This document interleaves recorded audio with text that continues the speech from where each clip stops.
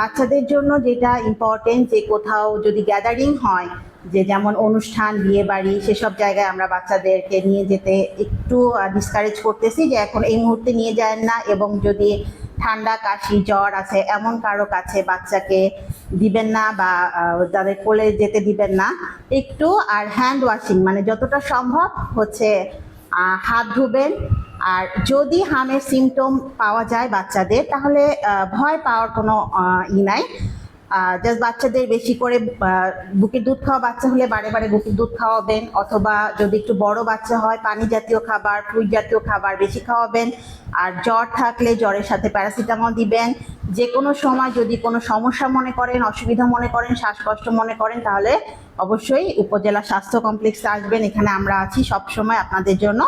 আমরা আমাদের সাধ্যমতো সর্বোচ্চ চেষ্টা করব আপনাদেরকে সেবা দেওয়ার জন্য।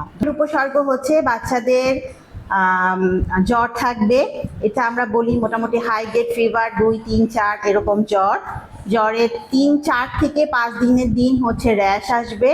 র্যাশ মোটামুটি রেডিশ র্যাশ, মানে লাল রং হয়ে যাবে। প্রথমে হবে মুখে, কানের পেছনে, তারপর সেখান থেকে আস্তে আস্তে সমস্ত শরীরে ছড়াবে।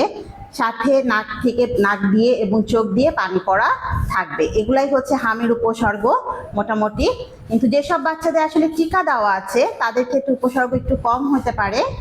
আর টিকা দেওয়া বাচ্চাদের ক্ষেত্রে হাম কিন্তু অত খারাপ হয় না। সুতরাং আমাদের মেইন কথা হচ্ছে যে হাম হলেই ভয় পাওয়ার কিছু নেই।